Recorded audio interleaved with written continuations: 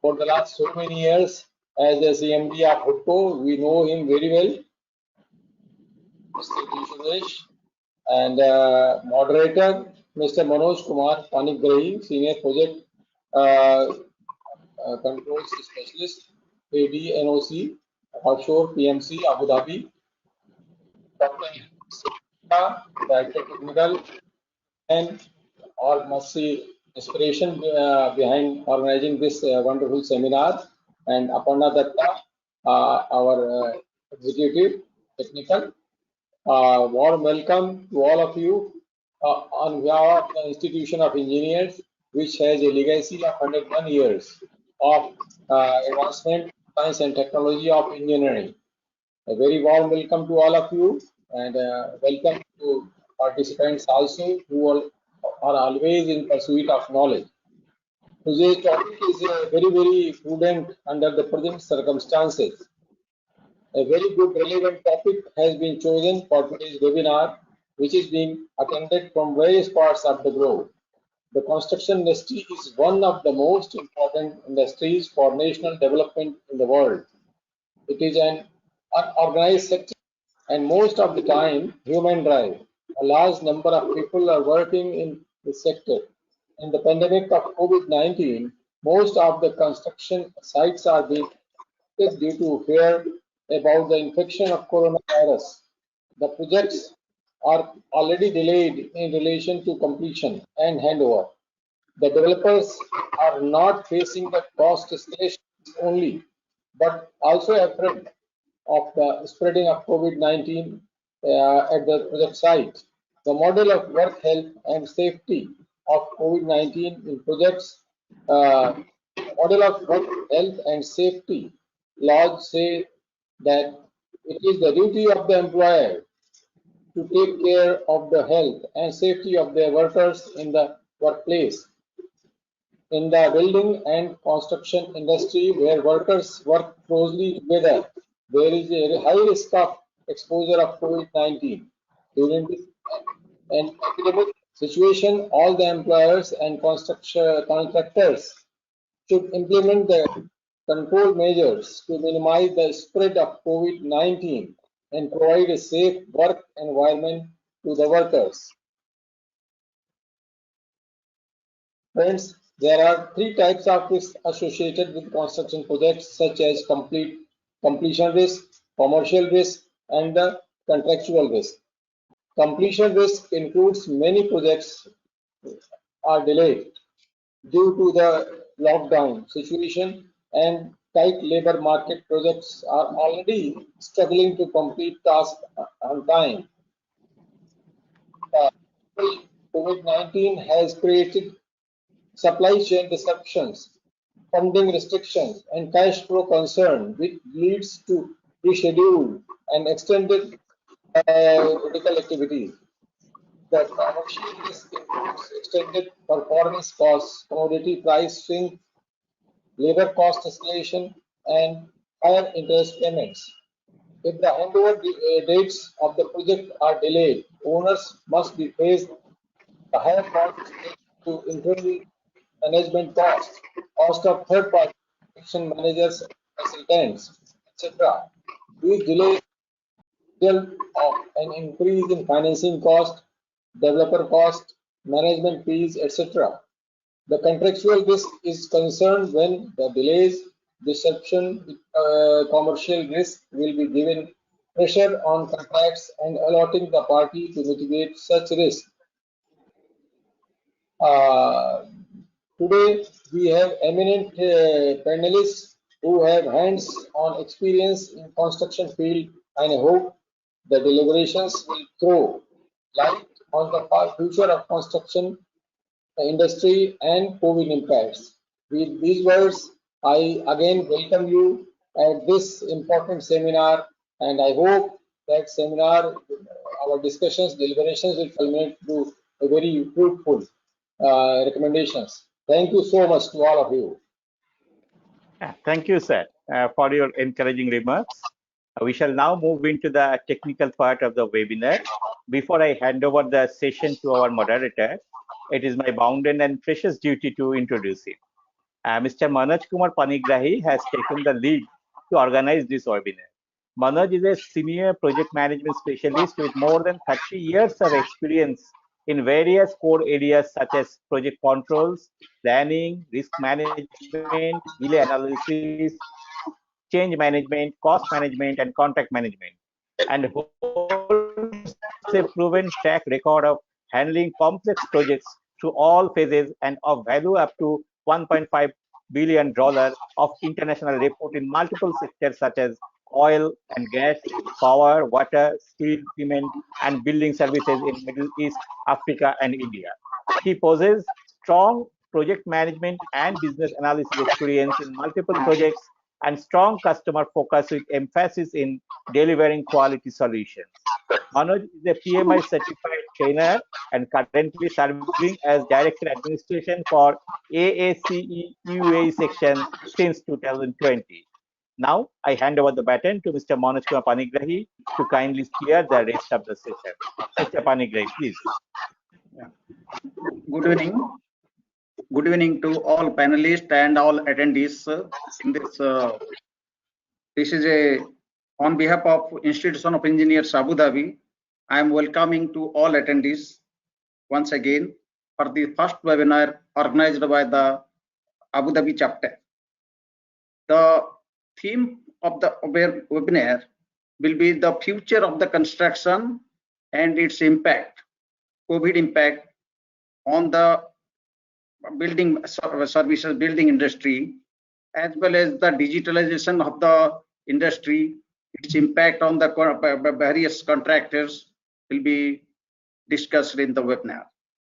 First of all, let me introduce our first speaker, Mr. Subhash Jadal, who is a excellent track record of 15 years of experience in construction industry. He has experience in multiple as a structural engineer, as a planning engineer. Later on, he's having very good experience in IT for providing solutions to various construction problems. Right now, he's working with Hexagon in Middle East and working as a director position. In addition to that, he's working as the president for the AAC UAE section, and he's leading the team. He has a wonderful experience in various kind of problem solutions in this regard. And the second speaker, Mr. Vasudevan Suresh, is an eminent speaker. He's an exceptional track record of 56 years of experience in building and housing, urban and rural development areas, infrastructure and real estate and sustainable development. He's having so many awards in his name, almost 17 awards. He's holding fellowship from various organizations, and currently he's holding in a senior management position in many organizations. He has a lifetime achievement award from various organizations also. He's the president, Good Governance India Foundation for Good Urban Government Initiatives for meeting and challenges of urbanization and making smart, green, sustainable, vibrant cities through work on municipal plus capex. So with this, I would request Mr. Subhash Jadal to take over and start his presentation. Welcome, Mr. Subhash. Thank you, Manoj. Thank you, Suresh sir, and thank you everyone for giving me a chance. Can you see my screen, Manoj? Yes. Okay, so I'll share. Okay, so this is the first screen. Okay, so so today's topic is very interesting and very close to my heart. Basically, future of construction and COVID impact. As we know, COVID has impacted construction industry. Most of the all industries, but construction has been severely impacted, and we'll see how we can overcome the impact of COVID on construction, and what are the measures, specifically call to actions we can take, and that could be a good takeaways from the today's session. So just to give an overview, we'll look at into impact of COVID. So This is from Journal of Physics 2021, very recent report. India's GDP has been shrink by almost 24% in first quarter. The construction sector basically accounts for almost 8% of India's GDP. We have more than 200 firms in construction industry and more than 120,000 Class A contractors. And we have approximately 51 million labor force, or 5.1 crore. So with this large footprint, once the COVID has impacted, we can see there is an estimated loss of 4.1 million US dollar, approximately 30,000 crores per day. We have seen investment going down in the industry, and this is a big case of worry, considering Indian construction sector basically employs, I would say, direct and indirect labor, and those are a big number. And because of that, you can see unemployment has been risen to almost 27%, and that's as per the May 2021 report. So that's the impact for India. If you look at it, another country, let's do a comparison of US, and then if you see it, US economy diminished by around 4.8% in first quarter of 2020. So this is little bit outdated data, or little old data, not the relevant 2021 data, but still it gives a kind of understanding. In 2019, United States contributed 4.1% of, the construction industry in United States contributed 4.1% of GDP. So our GDP contribution is more than US. There are more than 700,000 construction companies, and almost 11 million people work in the construction sector. So with that, the latest report as per 2021 by the Journal of Physics, it shows minus 2.4 forecasted overall GDP loss, which is a big number. 45% of the contractors are facing destruction related due to outbreaks. And I have seen it through my own eyes. Last month, in fact, I was in Houston, and then we have met a lot of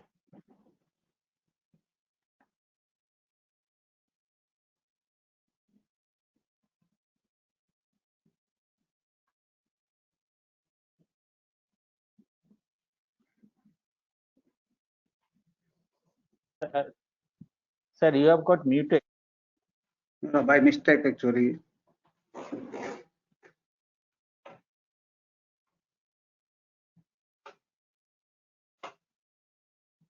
Okay, somebody mute me. Can you hear me? Hello? Okay. Yes, yes. Yeah, we are here. Yeah, so, okay, somebody muted me. Anyways, so as I'm mentioning, 45% of the contractors are facing, restriction related to outbreaks. And I was in Houston last month to meet some of my colleagues and have a discussion. And I have seen the industry suffering there. And then finally, in terms of unemployment, you could see almost 14% job losses, and that is up to 20 million by the end of April. The things are a little bit improved, but again, vaccination status has not keeping up, and that is creating a lot of second and third wave in the US. The situation right now is quite bad. So just looking at these two countries, and if you look at overall GDP shrink, so you can see I have highlighted India, US, China, Italy, UK, Australia, Russia, and finally UAE. So a lot of countries have been impacted. What are the main issues COVID is causing? Again, high level, we all know supply chain management, one of the biggest disruption, especially in the long lead items. It's difficult to get material. A lot of material has been stuck in the ports. There are many transportation problems. India has seen a lot of transportation problems because of different policies adopted by different states. Here also in UAE, there are issues in transportation between different emirates. Now those have been resolved. But labor shortage, India faces acute labor shortage. We have seen specifically cities like Mumbai, Delhi, the labor has gone back to their villages. In UAE also the flight was banned and there was a problem of labor, but now recently last week the flights are open and we have seen influx of people now. All this leads to financial problems. Getting funding from financial institutions is a big problem because of less profitability and a lot of uncertainty. And finally, it results into contractual implications. So a lot of contractual implications, a lot of claims, a lot of time and cost claims. This is another big topic, claim analysis due to COVID, and there are certain guidelines issued by government also in UAE as well as Singapore government how we can deal with these situations. And last not the least, unemployment. It has created a lot of unemployment as we have seen. And another big issue is how construction companies can protect on-site employees. So construction cannot happen remotely, so there has to be some people on the site. And when we see someone getting infected, the whole team has a chance. So of to get that infection. So that's how this COVID impacts on construction projects. Now, how do we, as an industry, how we can reimagine and reform? And instead of just saying that okay, the things will get better, no, we have to start thinking that what is the way out of this and how we can live or coexist with the COVID world. So McKinsey has a really nice report called Reimagining the Next Normal, and it has given 5 pointers on that. Basically resolve, resilience, return, reimagination, and reform. So resolve is basically you resolve the immediate challenge of COVID, make sure that your workforce is safe by using your technology, using your business partner. Resilience is how we can address short-term cash management situations and show border resiliency issues during these shutdowns and economic knock-on effects. Return. Most of the companies now started their offices and people are coming back. Still not 100% capacity, but yeah, in UAE at least 80% the capacity is allowed now. And then there are protocols to be followed. Reimagination. Now with this, we have to find new ways of working. We cannot work with the old way because the old way will create problems, and we have to find new solutions in this pandemic. And lastly, not reform, how we can be clear about the regulatory and competitive environments and industry shifts, how we can use new solutions to overcome this. So, so to put into perspective, I have created some calls to action, very easy to remember, and how we can overcome the COVID-related impact on construction. The first one is obviously, accelerating your rollouts and adoption of digitization. Now, a lot of people get confused between digitization, digitalization, and digital transformation. So there are three phases of moving the company into digital world. The first is digitization. Basically, a lot of companies still use paper-based, contractor reports. They submit it, inspection reports. So all this can be scanned. So that could be first part of digitization. Means creating your digital records. That could be one. I have seen in many construction companies, people here in itself in UAE got affected by just transferring the documents. So many companies now stop that. They are moving towards cloud solution. They are moving towards online solutions where there is no need to transfer the documents manually. That's digitization. Digitalization, where you actually creating digital solutions, for example, project management information system, where you can do effective collaboration, basically configuring a digital solution for your current business processes. That is digitalization. And next step is a digital transformation, where actually you developed a set of solution and work processes, such as BIM. BIM is a process, not a tool, as a lot of people get confused, but BIM enables you to work in an effective collaborative way, and it will transform the way you work. So that's digital transformation.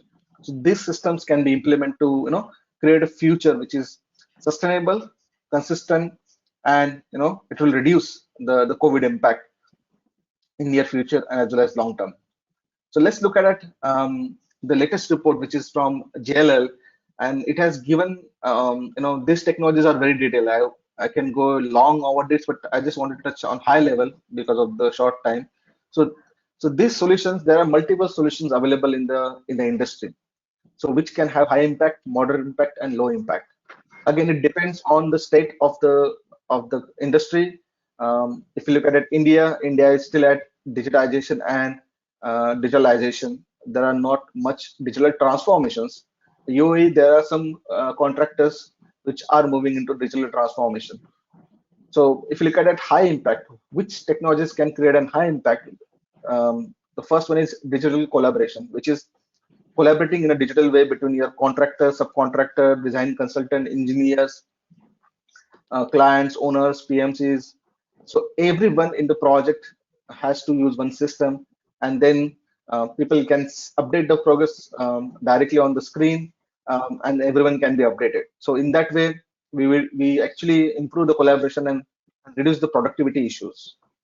Then scanning nowadays is very cost effective. There are multiple scanners. I work for a company, as Manoj had mentioned, which is Hexagon, and we have a sister company called as Leica Geosystems. Not to promote any company, but I'm just giving an example that there are scanners which can be handheld. There are scanners which you can put on backpack. There are scanners which you can mount on your vehicle. There are scanners which you can mount on drones, and there are scanners which you can mount on flights. So depending on the accuracy, you can use the various scanning solutions at various stage of the project, and actually you can create a digital model, which can be also an as-built record, or you can also create an issues by looking at the data, a point cloud on your system. So it saves a lot of people going to the site, and you can do a periodic scan, a daily basis, a weekly basis, and it will generate your as-built record during the course of the project time. Then there is the safety and variables. Let me just make a pointer option so you can see it. Okay, so you can see safety and variables. Now safety, there are a lot of solutions which are RFID based, which is radio frequency identification. So the construction hats like this can have radio frequency identification tags, and we can track the labor. We can improve the safety. There are variables such as mobiles and tablets, which can increase the collaboration in the site. So you don't need to go to the trailer, or you don't need to go to the site office to update the system. You can directly update. You can take a photo, and you can mark up on that photo saying that this is an issue. You can assign to a person, and the whole process started. So you don't need to go back and wait for things. These are high impact. Last on the list, as I mentioned, BIM, Building Information Modeling. The latest ISO standard, which is 19650, talks about CDE, which is Common Data Environment, how the processes should be implemented for an integrated project. And this is going to create a huge impact within the industry. Moderate impact, drones, as we have seen, drones are very cost effective nowadays, especially for civil and infrastructure projects, which are GNS based. You can use drone to scan, you can do photography, and our company offers some solutions which I can actually use the image data, the vector or raster data, to identify safety patterns. For example, once you start taking the images, the system can go through the images with the AI, and it can point out the issues or safety mishaps just by scanning the data. So the next is job and employment. Why this category is there under IT? There are a lot of companies, digital companies, which have started sharing of resources, sharing of workers. They are providing connected worker solutions. So that is also creating an impact where you can offload a job to another third party, and they can do the job, same job. Robotics. There are robots in the industry now which can do a lot of work in an automated way. Again, you might have seen the Boston Dynamics robot, which is a kind of dog, a robot dog, which can actually walk onto the sites and collect all the information. And as we have seen, augmented and virtual reality. So you can go to the site, take out your mobile or any device, just look at it, the MEP, and it will show you immediately the 3D model of that element. So it can recognize, and it can actually show you the virtual versus physical, and that is basically augmented and virtual reality. Digital twin technology is comparing the 3D model or the design intent versus your scan model. So when you have both the model together in one system, you can just do an anti-clash. So you can compare your model versus your scan, and system can automatically create the issues based on the a detection that how much things have moved. For example, if there is a column or there's a wall which has been moved in actual construction, So you can find out the deviation and you can create an issue and you can assign that issue immediately from the field itself to the respective person. So that improves the collaboration. So these are the moderate impact technology. This low impact are kind of new technologies which are coming up, such as equipment and material. Now we have a lot of technology on the equipment, such as machine control, where actually you can take an equipment such as dozer or excavator. You can mount a GPS antenna on it, and then you can provide the model to it so that it can do accurate work. Again, less human control, automated workflows. There are systems for payment and finance. I'd like to take a minute to talk about it. So the industry suffered because of non-collaboration between client and the subcontractor. There are always issues with the payments, and it takes a lot of time to get the payment, and that is also a problem in COVID world, where everyone needs the finances and there's a higher financial cost. So blockchain technology can help here to create smart contracts which can be agreed by everyone, and based on the set milestone, system will automatically trigger the payments. Again, this is getting implemented in Western world. We have seen some of the applications in Dubai. Dubai Land Department has implemented blockchain technology. So all these processes are digitized. 3D printing, again, and it's a low impact technology, but very powerful. Dubai again has mandated that by 2025, 25% of the construction would be 3D printed. Again, in India, there are projects going on 3D printing, and this would be a really good technology in the near future. Then we have artificial intelligence. A lot of people use AI as a very loose term. What is AI? AI started actually in 1950, so it's not on something new. There are three phases of AI. If you see on the left hand side, AI was actually invented in 1950s, where we could give write some programs, intelligent programs, which system can recognize. Nowadays, we use more of a machine learning, which basically learns from your data and basically takes actions. So it takes your own actions. And deep learning is the next phase, where we use natural language processing, NLP, to take better decisions using deep learning neural network. So there are stages of AI. It's very new to construction, but other industries now using them, such as aviation, pharmaceuticals, to take better decisions. Last not the least, we have modular construction, which is a low impact. But again, this is gaining traction nowadays. Modular construction, there are a lot of billion-dollar investments by large corporates, where offsite construction is getting placed. There are factories getting built up all over the world, and there are projects which basically run on modular construction. So these are the technologies which can do a lot of high impact. And as a contractor or as a owner, we should look into these technologies and see how we can accelerate the rollout and adoption of these technologies. Just to give an example, here you can see we have a chart. This is from cbsinsight.com, but you can see there are many technologies mentioned here, basically for project and risk management or collaborations. You have equipment shares, you have design technologies, and so forth and so on. So there are tons of solutions available, and any contracting company can start with a smaller solution and see the ROI. Based on one of the survey by Big Five, 48% of the remote working professionals use the system for the first time. So you can see we are quite laggard in terms of using the technology. 50% claim that this crisis will change the way company works. So they understand this solution will change the way they work going forward. And 65% stated that they will revise or revisit their supply chains because supply chain has been disturbed, and that was a big issue for most of the construction company. And they are trying to go local now. Government is also promoting go local in respective countries. So that is also a good initiative, or I would say a positive outcome because of this COVID, when digitization and digitalization was very less in construction, but this COVID has propelled the journey of these solutions into construction industry, which will actually improve the productivity in the long run. Another action for call is invest into culture and skill. So this is very important for all the contracting and client companies, where they should invest on skills for their employees, because COVID has shown that it's very easy to train your people offline or online, and online is a mostly used technology. Now you can see it here.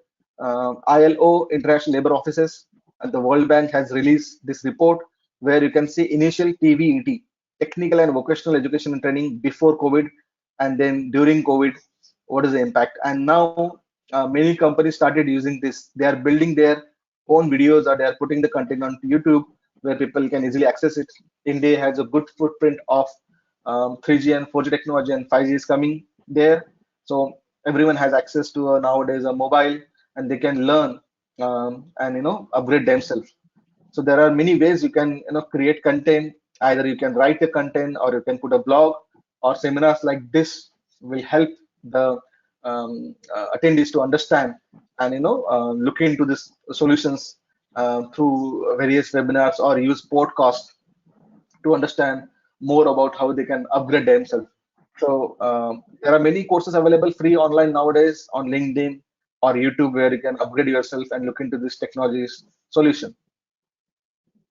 The third call for action is basically for large corporates, or a great contractors where they have multiple portfolio.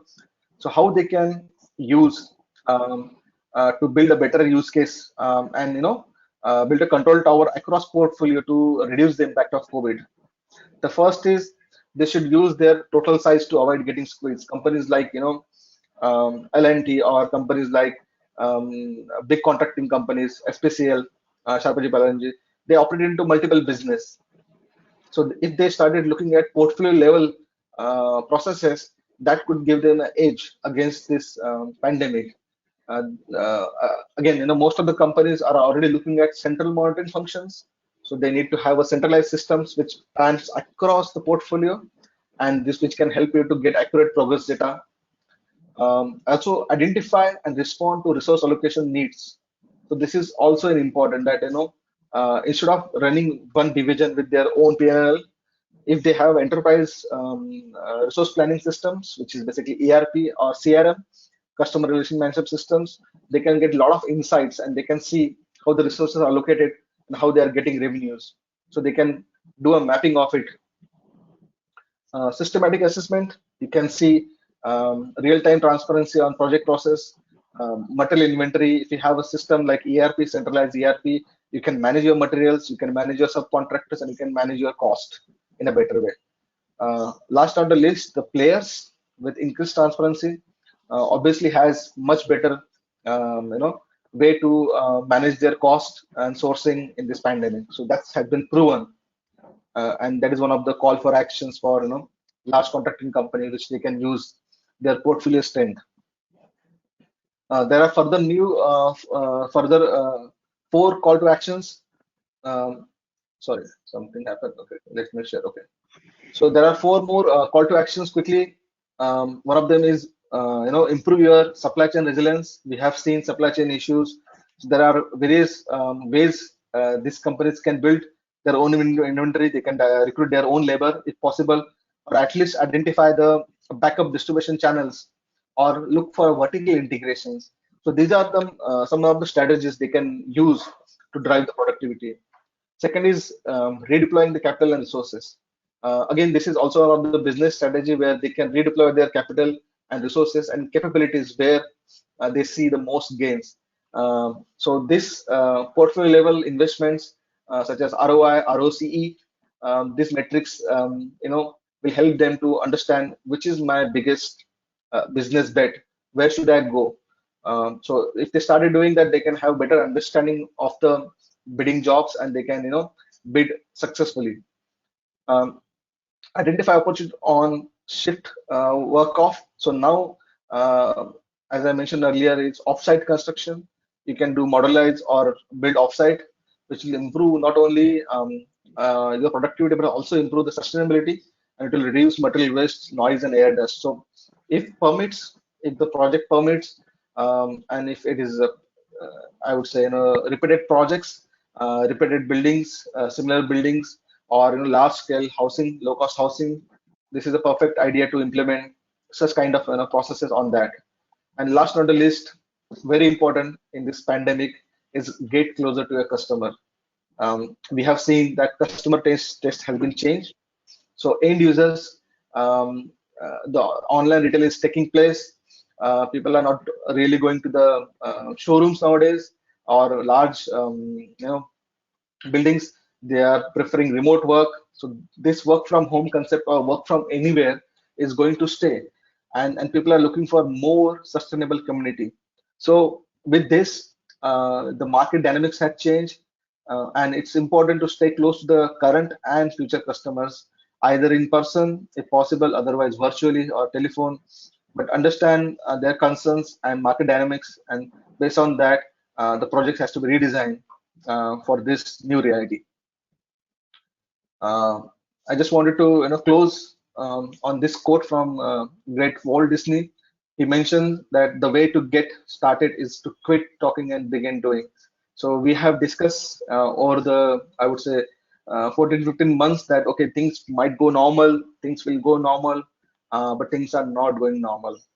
There is still a danger, and the way is to live with this a way of new working or new normal, and just keep doing the work with the new ways of doing it. So with that, I like to complete my session, and you can reach out to me on my email address or my LinkedIn. Thank you, and back to you, Manoj.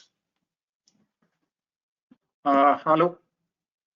Yes. With this, I will request Mr. B. Suresh to start his presentation.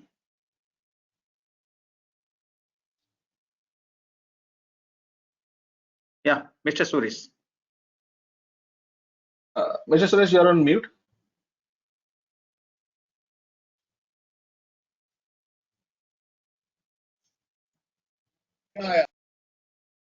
Yes, now we can. Okay. No, we can still not. Okay, now you can Yeah, hear it's me. okay. Yeah. Okay, okay. Yeah, I think I was not muted, unmuted, not by me. Yeah, fine. Thank you very much. Very happy. Good evening to all the distinguished participants, and a special welcome to Engineer VB Singh, Chairman of the Civil Engineering Division Board, and also to Sengupta ji and Manoj Kumar Panigrahi, who is a moderator for the session, and to my distinguished panel member, Mr. Suhas Jadal, who made a wonderful presentation just now. That is more on a technology plane, which I could see very rightly in the context of what needs to be done. I'm going to get into something on the practical side on what's happening in the Indian construction scene and what needs to be done during this particular period. Let me proceed this presentation with the type of growth happening in the whole world. Can I have the next slide, please? Aparna? Okay. Hello? Yeah, next slide. Hi, Yes, sir, Aparna. it is coming. Yes, sir, it is Why coming. she? Array, come on. We should move forward. Can you see the slide, sir? I can't. No, the I first still have the slide. future. The first slide on. Take it forward. Yes, sir. Just a minute. I thought we went through it once already. Yeah. Yeah, go to the next one. Yeah, this is in the context of the way in which the whole world is moving. I think the whole situation was brought in by already Suhas in a large way. But more important message is that from 6.1 billion, we are getting to about 9.3 billion by 2050. And the developing countries are going to increase from 4.9 billion to 8.2. We are in the developing country level. But most interestingly, while there's a major demographic shift going for the developing countries, developed countries is going to shrink. Population is going to come down from 1.2 billion down to 1.1 billion by 2050. And the real problem is therefore in all the developing countries from 4.9 billion to 8.20 billion, with all the problems of housing, roads, infrastructure, sanitation, building, everything that you have. Let's try to look at India itself. As you would see, the population is expanded in this particular area? Yeah, from just around 320 million at the time of independence. We just had our Independence Day, 75th one. We crossed already a billion mark in 2001. We are going to be already 1.35 or even more billion by 2021. Census is just going to start. But more importantly, you also made a shift going from the rural India being in the villages, 16% urban, to getting down to around 40% urbanization. That's a type of situation that's happening, and therefore that will immediately bring substantial amount of needs of development in the large urbanization process. As you see, India's population for 101 crores in 2001 has increased to 121 crores in 2011. So roughly 200 million got added in just the 10 years time period. Can you believe that we are adding at that particular rate? Our urban population will increase from 280 million to about 600 million by 2030. We are in 2021, 2030, just 9 years from now, was the future of what's going to happen now. And that means major challenges will come. We are talking in terms of roughly 350 million getting added in 20 years time period, which is more than an American population, which is less than that. So you require substantial amount of resource utilization for the social and economic development of both the national and local level. And this will also mean cities which are major engines of economic growth, with 70% of GDP contributed by all the city-based economies, and the agrarian economy is still at 22% of the GDP. That means your cities have to really provide the right level of jobs and housing and service in a large way for improved productivity as well as social advancement. So therefore, we got to really gear up. All of them finally end up with the type of input that's required to deal with that particular investments in the sector. And for this particular thing, India's infrastructure and infrastructure construction, there's substantial amount of changes happening in the winds are happening, modernization, upgradation of the highways in a very, very large way that's happening. India doing roughly around 4 kilometers per day has already come to 37 kilometers a day, and likely to go up to 100 kilometers a day in terms of the both highway development program of all levels in a big way. Railway network also expansion, civil aviation through airport construction, port sector also showing major investment level. Energy sector growing from adding around 100,000 kilowatt of mega of energy. And urban infrastructure for city development, needs of water supply, sanitation, sewerage, drainage, waste management. All these are very major in the India infrastructure scene. Roughly of the order of $2 trillion of investment is coming. You would have heard the presentation by the Honorable Prime Minister that you're going to get really 100 lakh crores of investment coming, 100 lakh crores. And that is going to have a major shift in speed of Gati to bring speed into the whole infrastructure development is going to come in a big way, all in the next 2 to 3 years time period. And already investments have come in this sector. And I would like to indicate that these sectors that I just indicated there has not been major slowing down, and good amount of progress has been happening in each of them in terms of the speed at which the construction is going on. But where problem has come is in the building sector. That's the next one on to which I'd like to talk on. If you see on the housing side, of course, it was mentioned also by Suhas, we are having a major program, Housing for All agenda, where we require to build around 40 million urban houses for the year 2010 to 2030. But up to 2022, our idea is to do 20 million, but roughly of the order of 12.5 million is already approved and work is already in progress. The last 2-3 years time period, Housing for All agenda has really received a big boost, and we are expecting investment of the order of $2 trillion in the whole housing segment, not only for the high income group, middle income group, low income group, and also weaker sections, which is what the major segment, the last two, which is under the PMAY program. And that's a very major component. It's not only in the urban area, but also in the rural area. Next slide will indicate how we are expanding in this particular sector of 20 million urban houses and 30 million rural houses coming under the Pradhan Mantri Awas Yojana, both urban and rural. and also the lower middle income through housing. And this has received a major boost, including if you see the type of the financial that has come over there, the housing finance releases during 2020 and 2021 so far have been substantially large, from about 1.5 lakh crores of rupees, which was done by all housing finance company, is already increased 3.5 lakh crores and 4.5 lakh crores in the last 2 years, which would show that there the momentum is increasing in the housing investment sector in a very large way. And in addition to that is a subsidy component coming under the PMAY plus the other development schemes as well.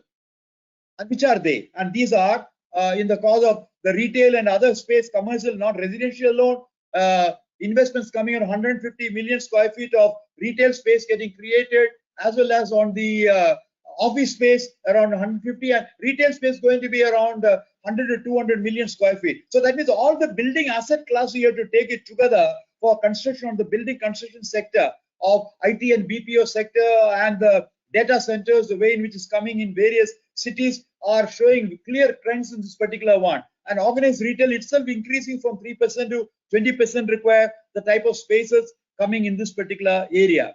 And further, if you take the next slice that you take over there, is going to be on all segments of real estate, be it residential, commercial, IT parks, recreation, hospitality, entertainment, and retail. So there are clear signs of growth coming in it. The type of project launches in the last few months would clear indicate. Even though there has been a setback in this particular thing from 2020 March to maybe of the order of around, it picked up again somewhere towards the end of it by October 2020 till about February. But the second wave really brought some slowing down in the sector, and again start picking up. Now from 4 lakhs cases every year of COVID, we are now come down to 40,000 level. 1/10 of the level is what India is doing, whereas even now US is having around 1 lakh cases every year. We are at 40,000 level, and our vaccination level has come up to roughly 650 million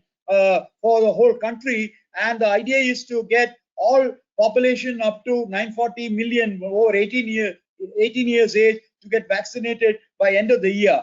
And roughly of the order of around, you got to do around 10 million per day. We are roughly around 7.5 to 8 million per day now on vaccination. I'm trying to give this indication because COVID as a situation, we'll have to see how we have to deal with that. Other major thing is on the smart city side, and all the 100 smart cities development in terms of infrastructure level is substantially large in that, in addition to what the government is giving of 500 crores per city, and state government another 500 crores, around 1,000 crores coming per city development. But we are talking in terms of that will bring only about 1 lakh crores of money from both sides. We are expecting about $1 trillion investment coming in all the smart city development, a 1:8 ratio between what the government can give us grant plus all the other investment coming from the other side.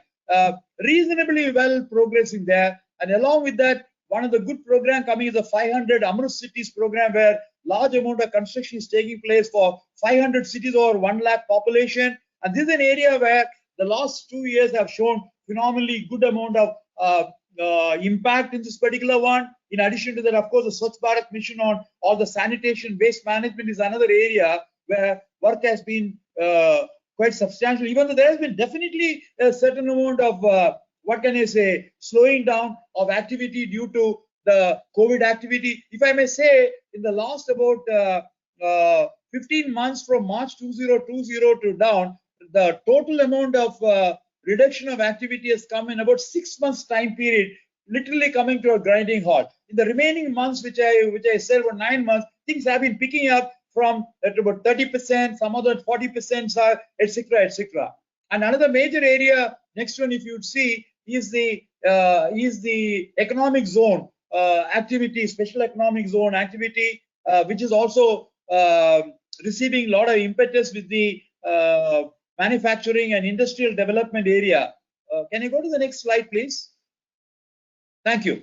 And this is going to be a very major impact area, wherein FDI is also coming into this particular segment of industrial and industrial township development. And this is receiving a major boost where activities are taking in industrial townships of a very large nature, and that's again major construction activity in the segment. And good amount of progress has happened. For example, Dolera, the gift cities inauguration in a large way, Mahindra's township development project, New Calcutta development of HITCO, and various other new township developments are happening, especially in areas which are greenfield projects in a large way. All these require phenomenal amount of investments in this particular segment. And my own assessment is that can I go to the next slide? Yeah, massive investment.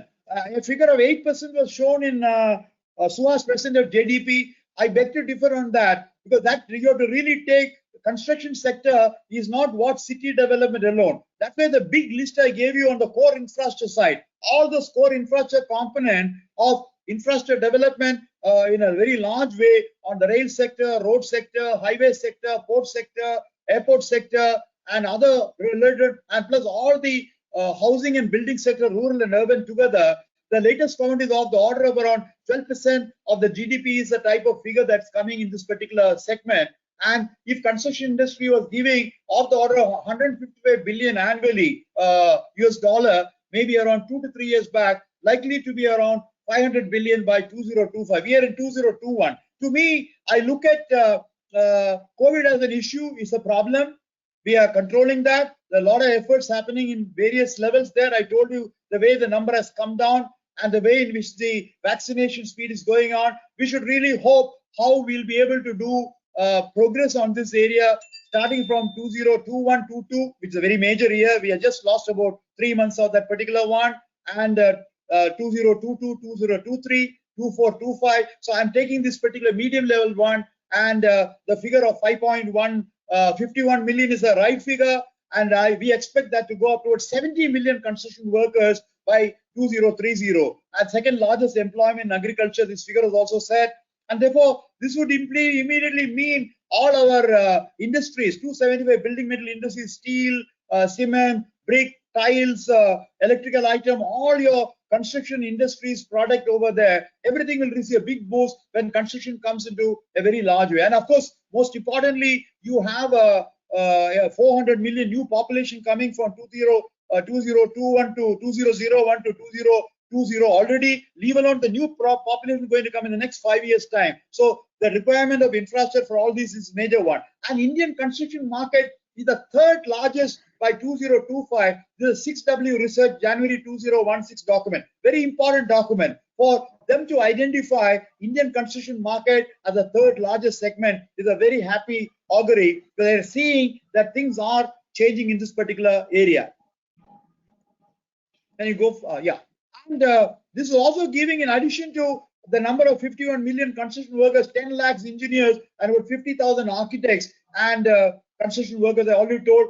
And special project management team has also got a major time for timely implementation of the project in terms of cost, quality, and time. This is where some slippage has taken place, very rightly identified by VB Singh Saab in his opening remarks there. And therefore, this is an area we got to really catch up. We got to have good project management, construction management teams, and we cannot afford to do the way we used to do earlier.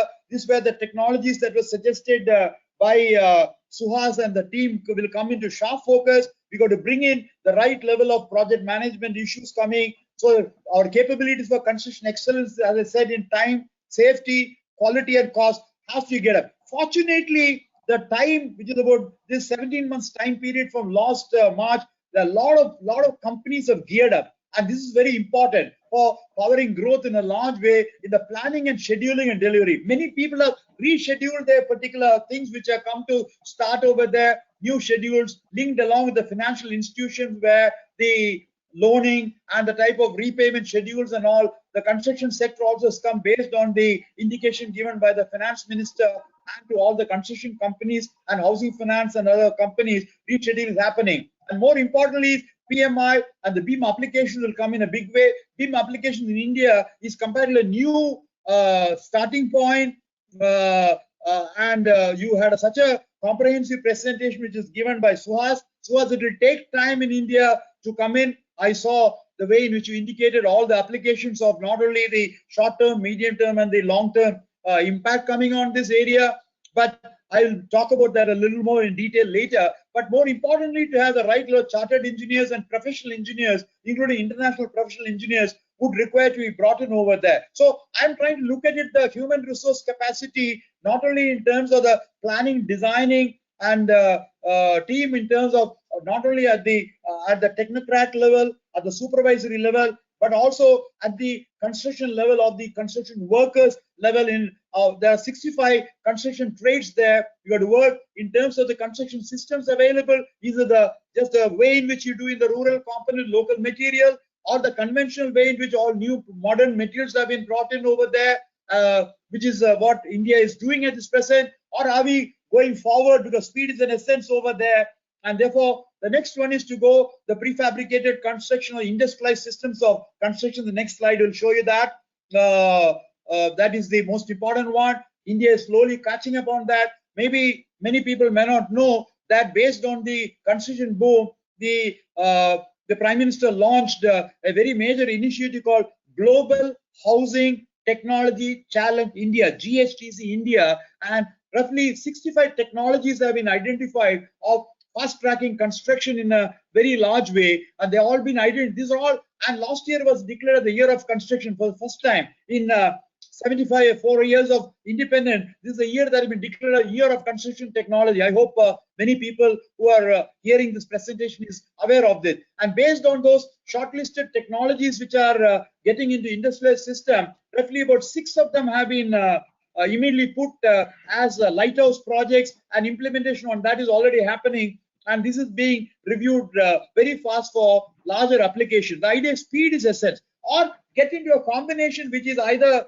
the conventional way we are doing, not the vernacular way, but alternative system, a combination of both partial prefab and the conventional way. It need not be 100% open system or a closed system. You can have a combination coming on that to deal with that. So every construction project is trying to see how more and more of this comes at the construction site there, because less activities are there at the, because factory-based product care. This will give an indication how we are moving from rural to a semi-urban to an urban area with predominantly traditional local materials done. After rural area is equally important. 60% rural area, and the housing is also important component. We can't leave that and say put everything in the Bombay basket or a Hyderabad basket or a Delhi basket or a Bangalore basket. Say this is India. No, that's not India. So you got to deal with that. At the same time, big city, when you come dealing with steel, cement, bricks, concrete, metal, and how we can shift those particular things of not 100% predominantly technological or 100% traditional. A combination of both these would also be required, more so in the context of the high values of embodied energy required for material like steel, cement, glass, aluminium, etc. And that's a major shift coming. You will very shortly hear how this is a trend that's going up in a very large way. So resorting to technology mix is very, very important for all projects. Many leading builders under the Confederation of Real Estate Developers Association of India and NAREDCO, National Real Estate Development Council, each of the builders are really going into that. They're shifting gears. And the idea is technology is a strong, durable, functional, aesthetic, environment friendly, ecologically appropriate, energy efficient, affordable and adaptive, and cost effective material, and appropriate technology, which is a mix of both those things coming. So a combination of all this will come. Today's session I can't open. These are things on which you can talk for 2 days consecutively. But more important thing that's coming is life cycle cost is coming in a big way. Previously, you're only worried about capital cost, but now everybody talks what is the life of a building, 60 years, 70 years, 80 years, what's the life cycle cost of capex and opex. That's a very major thing, more so after National Building Code 2016 version has come, that I happen to be the vice chairman of the building code. But more importantly, you got a new chapter on part 11 on approach to sustainability, which is added after 2015, when all the 193 countries adopted the SDG 2030.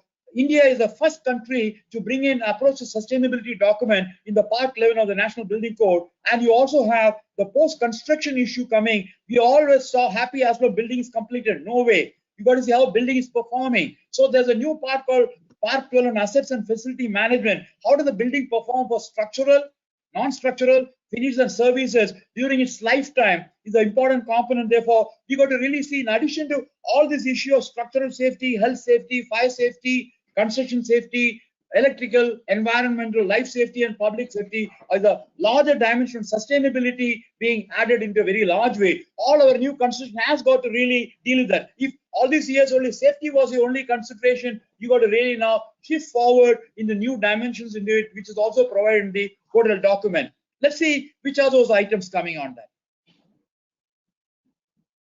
And more so, the Indian building sector is growing. A growth, there's an average annual growth of 8% in this segment there. And we will have to build off the order of 700 to 900 million, both housing and the other put together, build space every year. 70% of India's construction needs are still not built over there with the new population. So you can imagine, according to my own assessment, it is not only 2010 to 20 to 2030, even beyond that, there'll be continuous construction boom coming. So we got to get our industry ready to be the right time to bring in all those points that he brought now: resolving, resilience, return, reimagination, reform, all those things that was told by Suhas. Right time for it to get them all done in the right way, to have the good systems to deal with the type of building construction development. And this equally more so because the new component which is coming is the climate change agenda, which has come over there, and building construction sector is contributing to the greenhouse gas emission in a large way. 25 to 40% of global energy consumption is coming in this particular sector, our construction sector. Solid waste management 30 to 40%, global greenhouse gas emission 30 to 40%, water pollution 20 to 30%. So how do you deal with all this construction component in a large way? Besides COVID, which I'll come on a little later, we have to really gear up to this particular larger concern coming. And we are all signatories to the SDG 2030, where 17 goals are there, and all these concerns are very clearly indicated, which has not been utilized in the Indian construction scene. So it's a great opportunity for us to get into that. And therefore, the whole sustainable development agenda, including the green building movement, has received a big boost in the sector. Can I have the next one, please? Yeah, the Indian Green Building Council. Can you have the earlier one? You got a little faster. Thank you. One earlier, if you don't mind. Thank you. Yeah. From a small start in 2001 of one building of 20,000 square feet, we have come a long way of being number 2 in the world with about 7.86 billion square feet. That's about 786 crore square feet of green footprint coming for all the asset class of building, be it the residential or commercial or any development that you want, including the built environment. And our own idea is to be number 1 in the world with 10 billion square feet of green footprint by India at 75 next year. And therefore, we are ensuring that all these concerns are also captured in the building concerns. So therefore, you're getting a new dimension coming over there, than the safety dimensions to be brought in our country. So the future of construction in India has got to really, and this is already coming into the development control rules, building regulations, incentives are also being provided for those which are already going green. And Ministry of Environment, Forest and Climate Change are also pushing for these agenda in a very large way. So our construction industry has got to get geared up. According to me, this is going to be another major challenge area in addition to dealing with the COVID-related situation, which of course has to be gathered. Let's see the type of results impact is produced on that. Through about 29 rating systems that we have to cover all the class of building, be it commercial building or residential building or transit building, or including from the green building to green built environment, even at the level of campus level, at the level of neighborhood level, at township level, including city level rating, educational buildings, health, the hospital building, industrial building, warehousing project, anything that you have under construction are all covered here, including at the city-based development. So previously we thought it's only a building to be green. No way. Just got in the built environment to be covered, and therefore all this has impact on site, water, energy, materials, waste, and the environmental quality in a large way, producing excellent impact, as you see from the next slides over there forward. It's covered excellent. If the first 10 years, 2001 to 2020-10 was predominant on the building side, that continues there, which is covering all types of building there. Then you shifted gears toward built environment of buildings and the infrastructure, going into the city, including for that matter, at the level of a smart city level, of a greenfield project or brownfield project. Everything has come, including all the urban metropolitan movements of the metro rail, railway, airports. Everything has come under the green movement. So you can understand the sustainable development and the green building agenda has come into all segments of buildings and the infrastructure side into a very large way. Going forward, if you'd see that how we are able to do, this is the type of products come, over 18 lakhs of green homes coming under this. 18 lakhs with about 2.22 billion square feet, 222 crore square feet of green footprint has come because of this particular one. Green factories, green offices, townships, transit, all metro stations that you have, the green villages and green cities all come. So these are all the products which has come for both infra and building coming under this category. And incentives are being given now. If you do this particular going green, you get additional incentive for floor area development. Many states are giving. So we want to do that. Not only all have to work together. Construction means your civil engineer at the center, the architect, the MEPFC, mechanical, electrical, plumbing, firefighting, communication team, your construction team, your consultants, overall project management team along with the owner has got to work together as it is a multidisciplinary team effort that's required. So the major paradigm shift that's going over there to deal with each one of them, and more so all the infrastructure service, be it on air conditioning and heating or lift installation or plumbing installation or firefighting installation or lift other infrastructure, water, plumbing, everything has got to come into the building scheme over there. A major area that India has been finding a gap. Construction is not column and beam. Construction is not flooring and tiling. It's not some aesthetical one. You've got to put it all together, and that's where the next generation sustainable construction would require BIM to come in. And since my good friend Suhas already opened out, I'll only be very briefly touching on that. India has started working on it, and I'm very happy to indicate, Suhas, that India has got what is called India BIM Association. It's a 2-year-old organization, and BIM is going to come in a very large way in application in this particular sector on the architectural, engineering, construction, operation or AECO industry. Second largest industry, as you know, our side, and that's really catching up. We are a small dot in the BIM sector in comparison to what US and other countries have got it, but it's slowly growing up. I can tell you that they're trying to introduce that as much as possible at all level, at the planning level, at the design level, at the construction level, operation level. In all those areas, the BIM application areas are going to come. There are separate international models and various other models, larger technology providers, some of them very briefly mentioned by Suhas, are available. They are also working along with the construction sector. Going forward, you'll see from the next slide, what are the efforts coming in that BIM analysis to help achieve sustainable resilience, energy efficient designs in the projects in a very large way. And this will come for not only structural design, plus also the green application of energy saving and water saving and other related areas also. So separate models for simulation of all these particular things over there. For example, you would see in this particular slide over there of what a highly collaborative approach, projects life cycle approach is the informed decision making based on all the inputs coming, starting with the design level, analysis level, documentation level, fabrication, construction with the 4D and 5D type of inputs, construction logistics related one, how do you organize material depending upon the technology that we select on that, or the operation maintenance I told you, post construction related one, and all the related one are covered in the BIM modeling over there.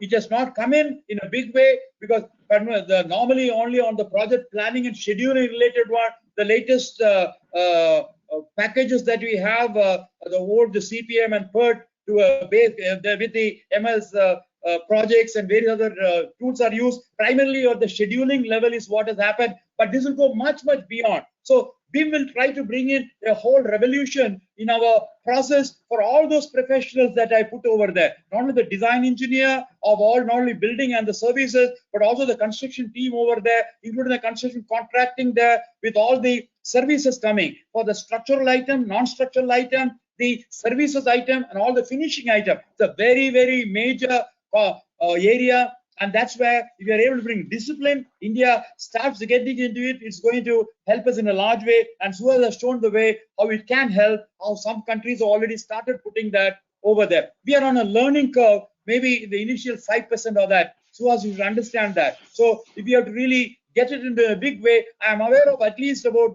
12 companies which are large construction companies in India, major one I'm talking about, which are already got into the BIM module. They got separate specialization team with BIM specialization group as part of their overall planning and implementation team in a large way. Going forward, are the issues of green, I don't have to tell, in terms of energy saving and water saving and overall health improvement, including waste management, other related one. These are already there. It's otherwise nobody would have gone for roughly nearly 8 billion square feet or 800 crore square feet of green footprint. They would not have gone on that. And we have to go take it forward now in a large way. Can I have the next slide, please? Hello, Aparna. Thank you. And this will bring us to another 2-3 dimensions over there, more so in the context of COVID. Now, all over the world, including USGBC LEED and the BREEAM, and including all the other rating on green rating in Singapore, as well as the China, Australia, health and well-being is a very important component which has come in the rating over there, covering all issues of the workplaces. What are there? This is the most important impact because post-COVID has got a major impact because you want to remain disease-free. Important to have healthy body and mind. How do you ensure all that particular thing? If you brought in is another major one with all the natural elements in terms of light and ventilation, water and energy related issue to be utilized in a proper way. We've got a separate rating available to deal with that and many buildings are also utilizing that in a big way. Next, please. Aparna. I should have had a control here. Can I go to the next slide, please? This is another major area called Better Place for People. A very major thing of the World Green Building Council with about 70 countries there. India is represented by IGBC there, and we are part of a 7-member team of what is called the BPFP, because all the new building at office spaces, more so if you want them to go back, that not work from home only, and what are the things that you need to change that particular one. The nature of spaces that you decide, you had a certain amount of component there at the design level, that will undergo change. You can't pack them the same way I used to do earlier. You got to have a larger space to be done in terms of the type of space distance required and the design requirement and how it impact the people, so that you are able to really create the right level of space. So whatever on the drawing table which are there, they're all undergoing major changes, keeping in view these aspects in the design level as well as in the estimating and other related, which will all go into construction maybe in the next 1 or 2 years time period. Please, next, please. And contamination infection control is another major one.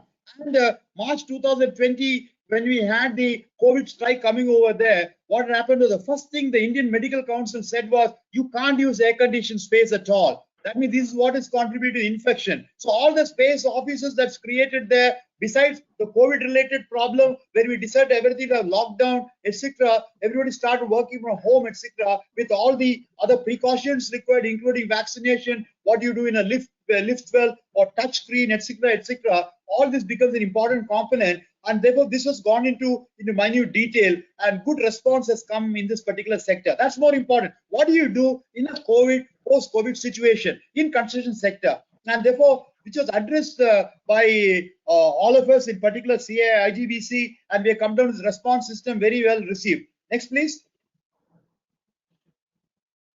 And this comes into health, hygiene, the materials that you use over there, air quality, water quality, surface of house and housekeeping protocols which are important there. How to ensure that your least amount of infection, not only in a hospital or medical care area of ICU or operation theater or wards or general public area, also in the office space, in the retail space, in each one of those particular things are very, very important. How to take care of these particular critical conditions there. And to deal with that, a series of steps have been taken, which I'll just show you in a minute now. Can you go to the next slide, please? Indoor air quality, water quality, materials, housekeeping protocols and chemicals, sanitation, disinfection of spaces, and the whole thing has to be addressed in a holistic manner, leave alone all the thing on design, which I already told, the nature of changes that will come in the office spaces, in your IT spaces, everything will undergo change. Even colleges, educational spaces in schools as well as in colleges will undergo change in that. That's a very major decision coming. Since you want on construction, I didn't open out, but that's also a parallel area in which work is going on in a very large way. And to do with this strategy that we have in this particular area, what we have done is, can I have the next slide?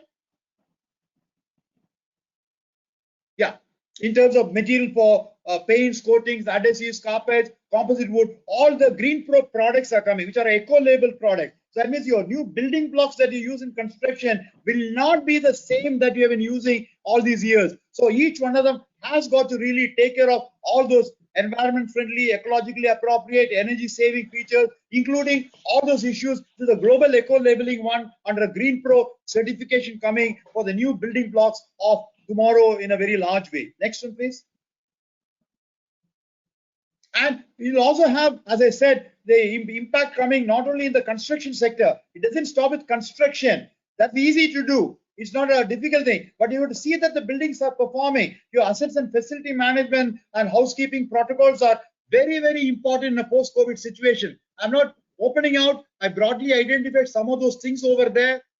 This copy can be shared with all the participants today. You can get into that. But let me open out the larger issues coming. So this is a very major component. Post-completion, occupancy. What do you do for the whole building to ensure that in a post-COVID situation, how you can really work in a residential space, in an office space, in a commercial space, in an IT space, in a retail space, industrial space, etc. That will all be identified in a very detailed manner. Next, please. Contamination control and hygiene is also an extension of that. I don't want to open out on that. They identified very clearly in terms of the infrared thermometers, installation of sanitation points, designate regular cleaning and disinfection of the high-touch surfaces, avoiding as much as possible contactless movement of large thing, lift movement, door opening, everything is now underway. Even the toilet opening, even the water tap to be done, everything only based on without touch-free things to be done. All this has come identified one by one, has been identified in application. That means plumbing issue, water supply issue, electrical issue, lift issue, air conditioning, all of them are undergone change. Where post-COVID related situation, the industry is already getting prepared in a very large way to deal with that in a very large way. Please go forward. We brought two important documents, and I'm very happy and proud to share with all of you. We are the first one to bring out a guideline to combat COVID-19 buildings over there. BB Singh Saab rightly asked, things are stopped. How do you restart? When do you restart? I told you out of the total period of 17 months, leaving out 6 months period where everything came to a grinding halt. In between, we're having sporadic amount of work happening, 10%, 20% of the workers coming. So we brought out a document in which IGBC along with the CREDAI as well as NAREDCO for construction people and the Builders Association of India and IGBC along with ISHRE, which is indoor air quality, brought out a document on what needs to be done in a post-COVID situation now when work is to start over there. What are the things to be done in each of the construction site? And this document, which was brought out in May 2020, has been very widely received by the industry. And I'm very happy that this has also helped not only in hygiene, HVAC, water plumbing fixtures, measures for at the construction site what we need to do it, not only there, plus also another document for healthcare facilities which are not there, vaccination, our fast track emergency facility for COVID facilities. That's another document which has also been very helpful for creating all the new facilities there of healthcare related need of application at various levels. And these are two important. Along with this, another one is for the hospital care, which has got a latest one, which got version 1.0. Post-COVID, we have brought out a new document because all the hospital buildings were catching fire because of the sanitization use and the oxygen being put over there. Many of the hospital buildings caught fire in different parts of the country, plus also the issues related to other issues over there on indoor air quality, sanitation, hygiene, energy efficiency, water conservation, material resource, site planning. The new document has come for all the hospitals and green healthcare. A post-COVID 1.0 version has also come in a very large way. This will lead me to the last segment of what I'm telling of the new dimension. With the climate change agenda which has come, as well as the SDG 2030, Sustainable Development, if we have to achieve that, we got to have series of changes coming in the sector. We cannot do the way we did in the last 74 years. So we're getting into all this new component of what I call as the net zero energy, net zero water, net zero waste, and net zero carbon. So these are two of the rates already come. They're already under implementation, and the remaining two in the month of September, net zero waste will come, and October, net zero carbon will come. So once you have all the 3-4 components coming, you're working towards a major change, and all this will have the post-COVID situations also got in large way. To do this particular thing, we launched an IGBC on the 22nd of April of this year on what is called the net zero mission, and more than 300 companies are already signed for to deal with this particular component of the IGBC mission on net zero. And this will all work towards the SDG 2030 and the decarbonized agenda for year 2050. Many inputs are coming this particular component. I don't have time. Otherwise, net zero itself is a topic which can go for 2 full days of seminar. In terms of develop a roadmap for organize, design and construct, very important. At the design level, what will happen? Construction level, what will happen? What transformation you require to do that, which is also what Suhas wanted that to happen. And how do you continuously monitor and verify this particular issue, and what type of collaboration we require to deal with that is an important component on the net zero mission. And we are very ambitious to deal with the 2050 agenda of the climate change agenda to work on. And construction sector will have a major change, because let me tell you, all this time we are only worried about operational energy. But embodied energy of building materials is going to be very important. We never used to worry about that all these days. But if you want to bring in decarbonized agenda, your maximum amount of the things that are coming in the production of steel, in the production of cement, the production of bricks, in the production of glass, everything is using so much of an embodied energy. How will you use less and less of embodied energy and production of, so that will make a major transformation. In the United States, the American Institute of Architects already formed in 2019 a new team to deal with this big challenge of what is going to be the new building blocks, therefore to deal with less amount of embodied energy for the building material. Because if you have to achieve the 2050 agenda, unless you start working on it now, similarly, American Society of Civil Engineers and Structural Engineers have got what are the things for structural items done, especially taller buildings to do. How do you bring in those particular aspects with less amount of embodied energy impact? It's a very major area. According to me, the construction from 2021 to 2050 will have a biggest challenge in terms of the climate change agenda and the SDG goals and the embodied energy reduction in a very large way. Going forward,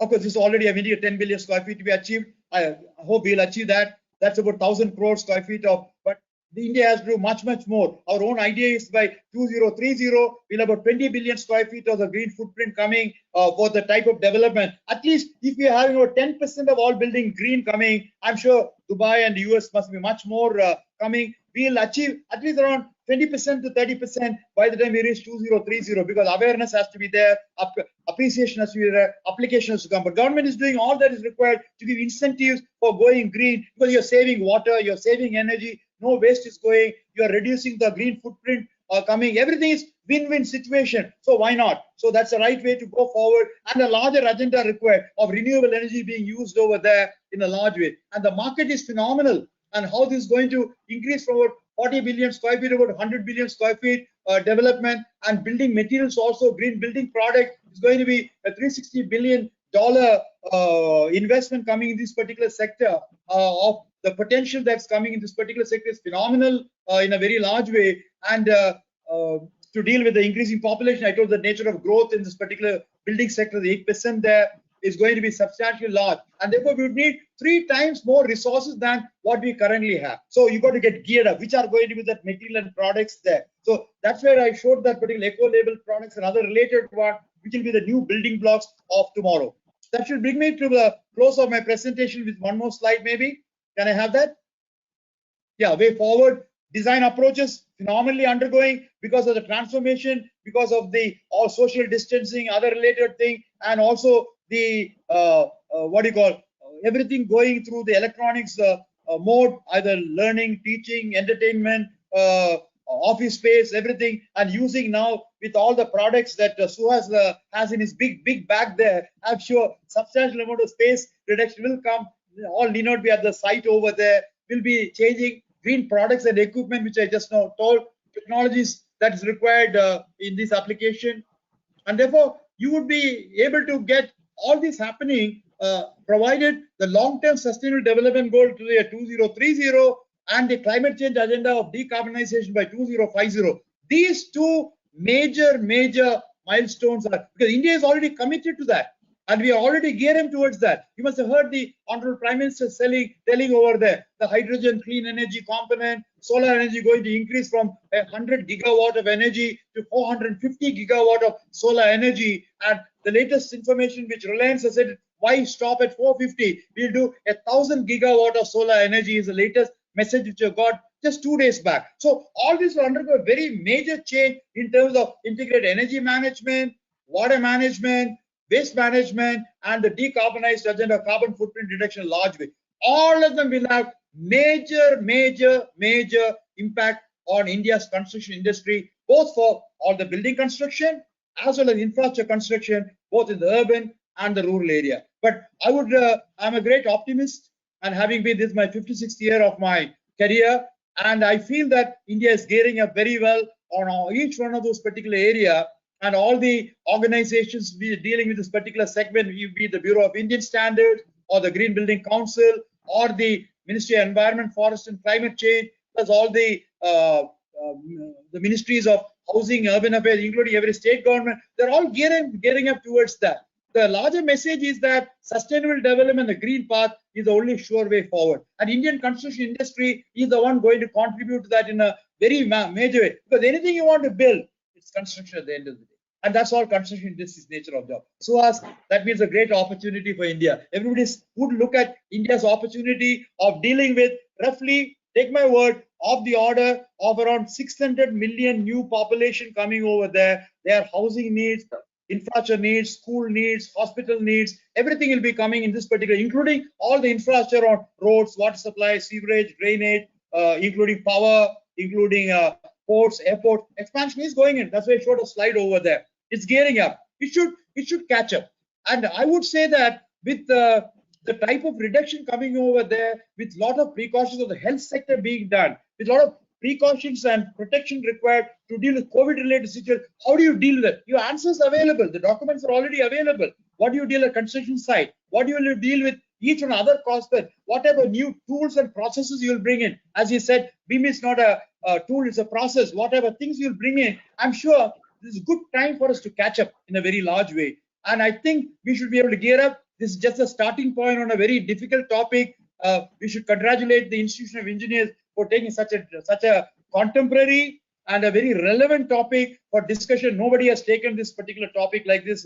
There are any number of webinars going every alternate week in this country over there. So Institution of Engineers required to be complimented for taking a very difficult topic there. We only taken a mile-long, inch-deep approach, but we require inch-long, mile-deep approach for each of the points there through a 1 or 2 days or 3 days sector. What does it mean for the construction sector in a larger, with specific solutions coming on each of them? And thank you very much for the time given for my presentation. I thank everybody for that opportunity given.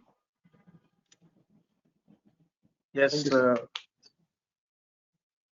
let us start the Q&A session. Yeah, we sure. have a couple of questions. Yeah. Hello. Please take it. Yeah, we have a couple of questions. Please go ahead. One question is, what are the supply chain issues in construction industry, and what are this silicon chips impact of silicon chips in mechanical industries? Would you like to take it first, Suhas?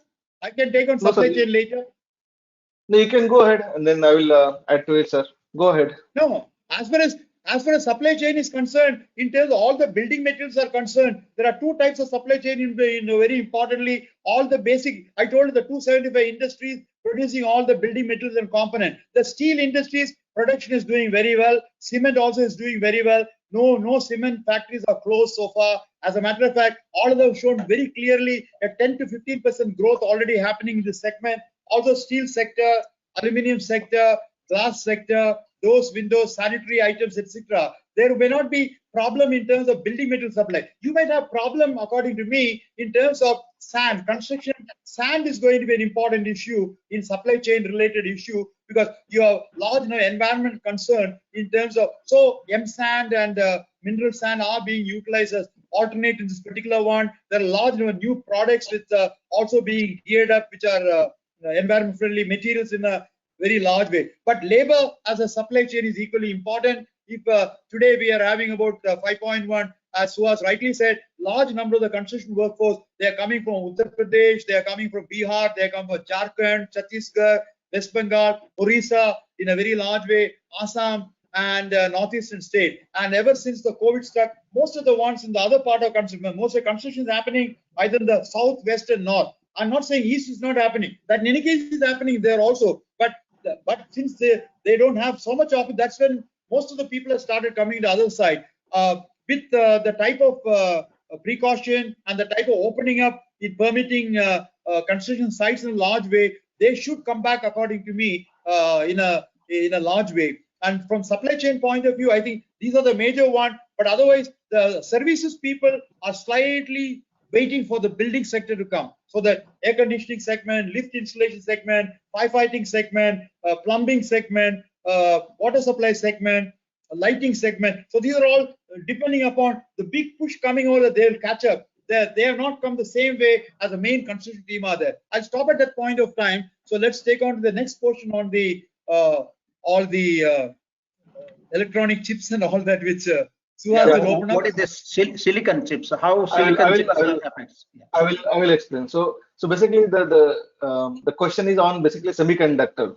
The chips being used in almost everyday our life, from mobiles to laptops to automotive to computing to consumer electronics to aerospace to industrial military aerospace, wired communication, wireless communication. So what happens is the growth in the last I would say decade, last 10 years, it has grown.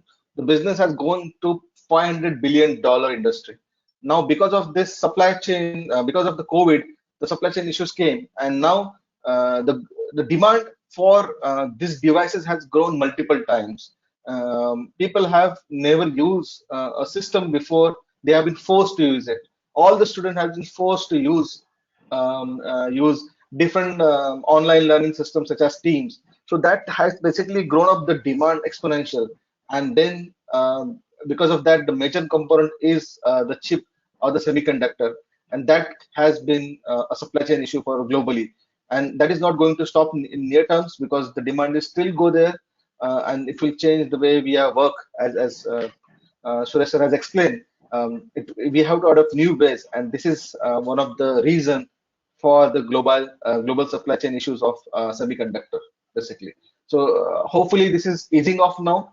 The China has started producing it, as well as everywhere you can see there is a Make in India event, or similarly in UAE also a lot of things are locally getting manufactured. So that will actually reduce the supply chain issues for semiconductors or chips. One more. Can you please explain with one example? Please give one example of low impact digital solution. Yeah. Low impact digital solution. Yeah. So I will just share my screen for a minute so that everyone understands. So I hope you can see my screen. No. Okay. Showing my screen now. Just a minute. Okay. I hope this.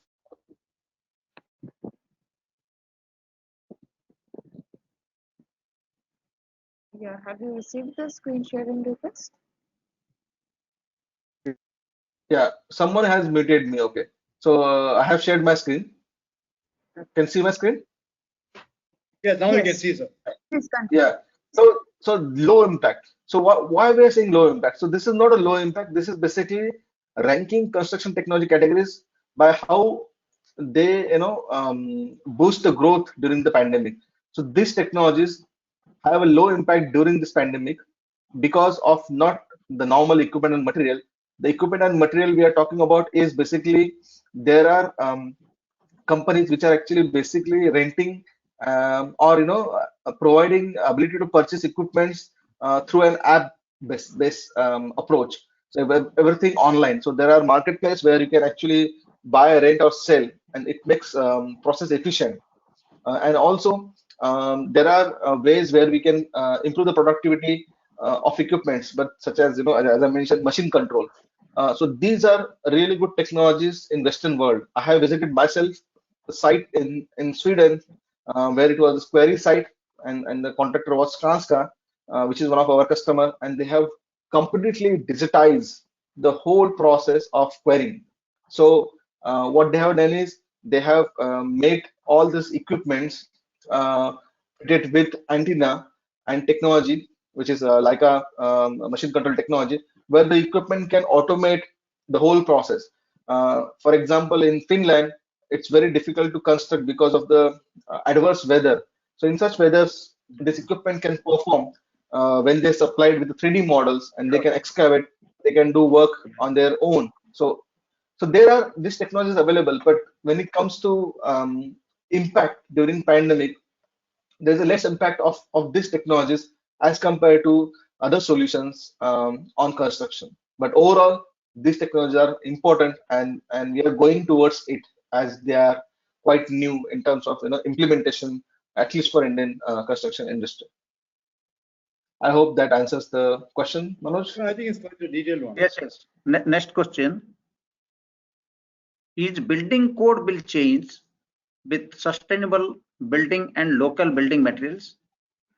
I think it's a good question. I have partly answered that in my presentation. The National Building Code of India came in 1970, revised in 1983, got revised in 2005, and the latest version is 2016 version. And I'm very happy and proud, since I happen to be associated right from the first version, second, third, and the fourth version, along with the building code work, vice chairman of that. I can very confidently tell that this code now addresses all the sustainability issue in a big way. Maybe the first building code in the world to have brought in the sustainability issue in, as I said, new part 11. I made a mention about that particular thing already. And it talks in terms of all the building materials available, not only local, traditional, including the manufacturer and the produced one, including industrial and agricultural waste related materials also, which are the new building blocks going to be used as substitutes for the conventional one, which has got problems or other environmental issues over there. Use of fly ash and other related ones already covered there. So if you really take all the volume 1 and volume 2 of the National Building Code in the 12 parts, and some of the parts have got 8 sections for structural design, 6 sections for building services and plumbing services. All these have been addressed in a very comprehensive manner. So the question that was very small, your answers to each one of them in the NBC. And this is not a document, it's a document continuously under review, because based on its application 2016 formation, 5 years of use has already come. Intense use is happening. Increasingly, people are adopting the code. Local bodies are adopting. State is using that as a document for compliance in a large way. So the construction industry is also gearing up. Architects, engineers are also gearing to deal with the building plan according to that. So based on that, whatever be the difficulties that are faced in any implementation, comments have been received, and these are being continuously reviewed by the National Building Code and 22 expert panels to deal with each of the part and section to see that the document takes care of the today's needs. And now add on to that the new dimension of the Vision 2030 for SDG and the climate change agenda for 2050. Some changes will start coming on those particular aspects. Maybe in the next revision that could come, or maybe some amendments can come if wholesale revision did not take place now. Can I go to next question? Of course. Yeah. How BIM will contribute towards construction management? Can you please explain? I think Suhas, you can take it. I told already, but you have given it detail. How BIM is going to in construction management. So BIM is first of all, so the BIM first of all is a process. So 80%, so 80-20 rule. So 80% is a process, 20% is a solution. So BIM is basically integrated project management solution, wherein it, as Suresh has also mentioned, from the start, from the design till the project completion, after project completion, and as well as in doing rebuilding these things. When you demolish, you can still use. So there are facets of BIM such as 3D, 4D, 5D, 6D, 7D. So these helps actually throughout the life cycle. Most of the people understand BIM is a 3D model. That is far beyond that. That's the design guys are using it, and I think it's been in use quite fairly now in the design phase. But the important is to use that BIM model in the construction. Basically, take the model, put it into a cloud solution which everyone can access, import your schedule, link your model items to a schedule, import your budget, link your budget to the model items, and create an integrated 4D, 5D BIM solution.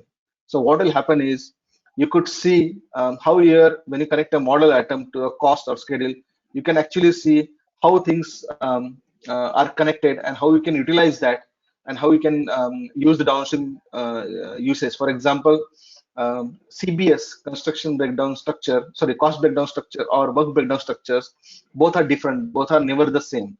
But when it comes to the project, during the execution phase, again, some people will start doing the estimation because the earlier estimates was not accurately done. It is again based on the 2D drawings. When you use 3D, you get more accuracy. The same quantities can be used for production planning. The same quantities can be used to create an MTO, or we call as BOM, bill of material, and send it to the production. And again, the quantities which has been sent to the productions, those can be tracked using nowadays, RFID based solutions, where once they come, you can use that in inventory. So again, all this information of material can be again highlighted on the 3D model, which is basically you can see if you are doing a, let's say, a construction project of stadium and you have a huge truss, so you can actually see the material, the status of erection, the status of shipment on the model in a visualized way. So it gives you an ability to take better decisions. Your stakeholder will be empowered to see more information rather than looking at the Excel tables, and they can take a better decision because it helps to visualize things. So BIM, it's not only helps in one of the process, but throughout the construction life cycle and after the construction, for as-built recording, for facility management, as sir has explained, and again through reconstruction process. So BIM can be used throughout the life cycle of the project. Okay. I think it's a most important, very good question. What is required is, as against your very crude way of bar charts being put over there to monitor things, or go to a CPM or a PERT chart being done, or use the MS package of the various. There are a large number of new software packages dealing with the construction planning and scheduling and management methods over there. BIM will take you into a 2 to 3 layer above that particular one, into a little more larger sophisticated model to cover all these issues in a very large way. As in the end to end, you are able to cover that, and which would mean that our civil engineers and construction engineers will have to really get in this new dimension of the issue also to be part of the thing. While large number of training institutes are like NICMAR is there for construction management, project management, many people are doing. So you got to really get this BIM aspect to be brought into a very large way. I had a discussion with the All India Council of Technical Education, the chairman, wherein green education was being talked about. And there we discussed also BIM to be brought into a very large way. How this can get into the curriculum. At present, zero provision is there in any of our engineering colleges, architecture schools, or IITs, or regional engineering colleges or NIT. Zero provision is there on BIM application construction. So let's very clearly understand that. None of the documents, contract documents of either CPWD or MES or railways or state construction department or major corporates included, they are not included BIM related planning anywhere. So you require that particular demand side pressure coming, so supply side preparation will also come in a lot. So you understand, as I said, on the learning curve, we are on a learning curve with maybe 5% to 10%, about 10 construction companies are over there. We require, I would suggest, Manojji, that Institute of Engineers should organize through its various centers only on BIM related issues in construction. What does it really mean? What is it that is new than what they have been doing so far, or for planning? So they'll get answers on that, because really speaking, it's an area, a little nebulous area as far as Indian construction industry is concerned. Very small percentage of people in terms of professional consultants to deal with that, or possibly IBEMA can be associated as your partner. They'll be able to bring this. It's the whole thing that it's called the digital construction methodology. The BIM is a exact equivalent of a generic terminology. The digital construction technology, digital construction processes. How do you bring that into it? We need more to be done over there. I'm glad we opened out this topic here. I'm sure even Suhas will agree. Even in a place like Abu Dhabi or Dubai, only a few. I would suggest that any project more than 500 crores capital cost. I mean, I think starting point is something. You can't put in every project coming, a 1 crore project, 2 crore, you can't get BIM coming on that. At least 500 crores of capital project, more than about 2 years of construction period. Please, you should insist on BIM related application. Suhas, would it be a good start? Yes, absolutely, sir. And exactly the same way Dubai has done it. They have mandated that if the building is more than G+20, having X number of square foot area, BIM is mandatory. You cannot do without this. So you got to answer.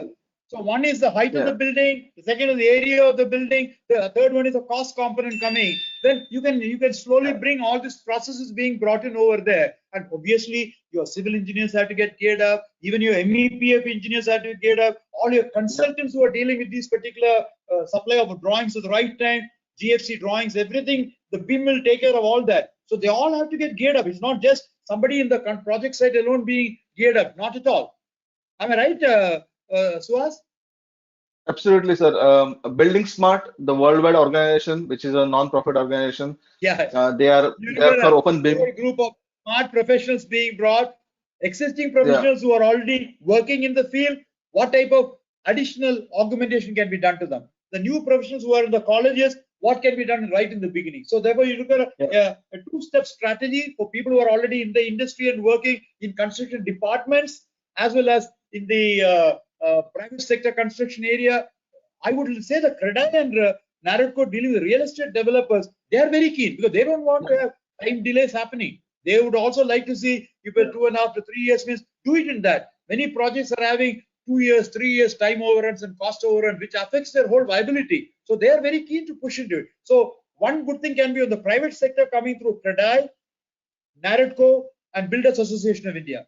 That can be one. The other one is construction departments at the central and state government, how they can bring BIM as a process there. National Highway Authority for the railway construction, NHA for the road construction, ports, airports authority for the airport construction, etc., and PWD for all other building construction. They've got to bring this as a factor. To me, don't get me wrong. If I tell this information, I'll be pretty close to the truth.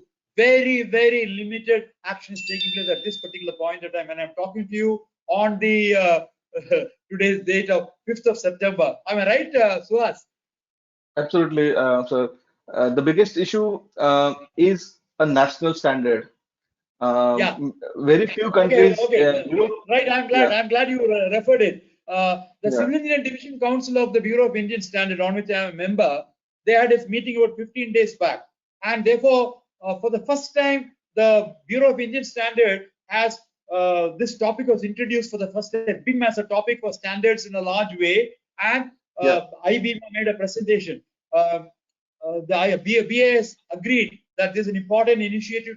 So they got a construction programming scheduling committee called CED 29. So they already decided that BIM related issues should be already brought in. So a starting point has come. Some ISO documents already come in this area. That's called the International Standards Organization for the BIM related work. So they'll try to use that as the initial starting point. So we are in line with the global benchmark. I thought that's an answer to Suhas thing on BIS to catch up.